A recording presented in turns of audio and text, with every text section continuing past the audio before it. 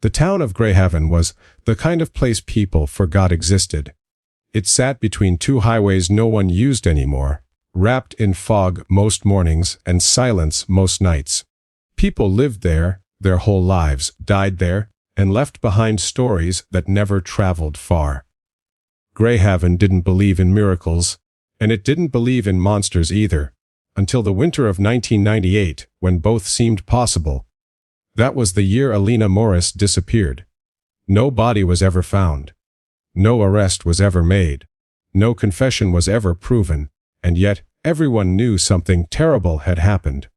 Alina Morris was 29 years old, a high school English teacher, and known for smiling at strangers like she trusted the world a little more than she should have.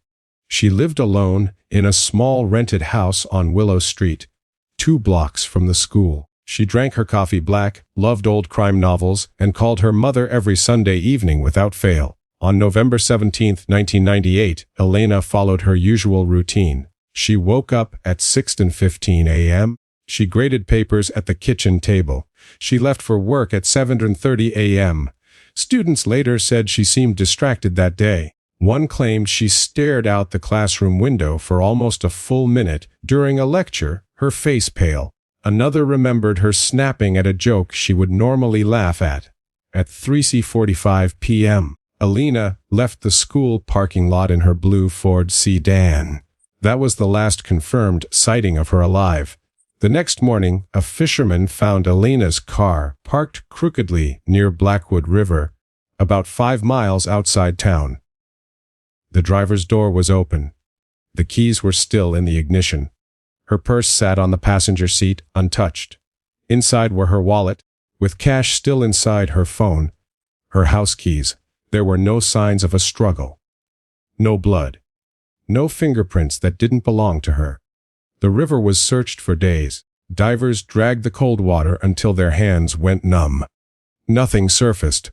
Not a shoe, not a scrap of clothing, not even a broken branch. It was as if Alina had simply stepped out of the car and vanished into the fog. Detective Harold Kane had worked homicide for 22 years. He had seen murders disguised as accidents, suicides staged as robberies, and lies told so convincingly they almost sounded like truth. But this case bothered him. People don't disappear like this, he said during the first briefing. Someone always leaves something behind. Kane began with the obvious: no history of mental illness, no financial trouble, no romantic partner. At the time, no enemies that anyone knew of. Alina had recently broken off a short relationship with a man named Thomas Reed, a quiet accountant who claimed the breakup was mutual. Reed had an alibi for the night Alina vanished. He was at home, alone, watching television. An alibi that couldn't be disproven. Greyhaven talked. It always did. Some said Alina drowned herself. Others claimed she ran away to start a new life. A few whispered darker theories. That she'd discovered something she wasn't meant to know. One rumor refused to die. Alina had been receiving anonymous letters. Detective Kane searched her house again. Inside a drawer beneath old lesson plans he found 3 envelopes with no return address. Typed. No fingerprints. The messages were short. You shouldn't ask questions. Some truths are dangerous. Stop digging. No one could determine who sent them or why. 6 months into the investigation, Kane received a call from a former student, Lucas Hale, age 18. Lucas claimed Alina had confided in him. She was scared, he said. She told me someone was watching her. Kane pressed for details, but Lucas couldn't provide names, dates, or evidence. His story shifted slightly each time he repeated it. Eventually, the tip went cold. Years later, Lucas would be arrested for an unrelated crime. He died in prison before anyone could question him again. In 2003, a journalist named Mary Ann Cole reviewed cold cases across the state. She noticed something strange. 3 other women, different towns, different years, had vanished under eerily similar circumstances. Cars abandoned, personal belongings left behind, no bodies recovered. Each disappearance occurred within 50 miles of Grey Haven. Marianne contacted Detective Kane, now nearing retirement. Together, they re-examined the files.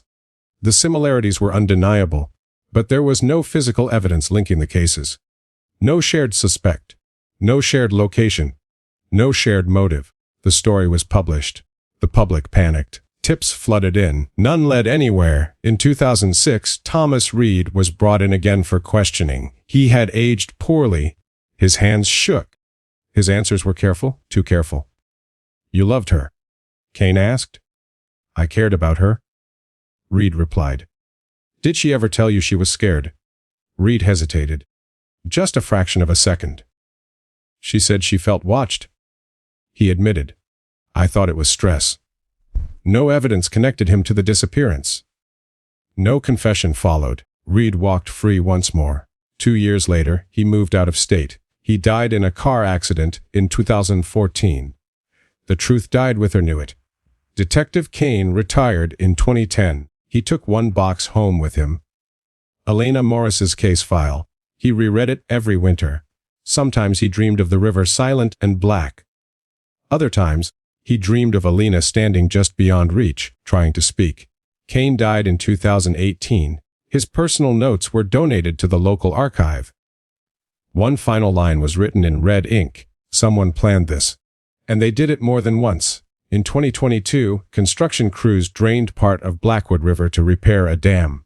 For weeks, the riverbed lay exposed. Still, nothing was found. No bones. No clothing. No answers. Only silence. Elena Morris did not leave willingly. She did not take her belongings. She did not say goodbye. Someone removed her from the world with precision and without a trace. No confession has ever surfaced. No evidence has ever been strong enough to prosecute. No witness has ever told the full truth. The case remains open, and in Grey Haven, people still avoid Willow Street after dark. Because some crimes are not forgotten. They are simply waiting.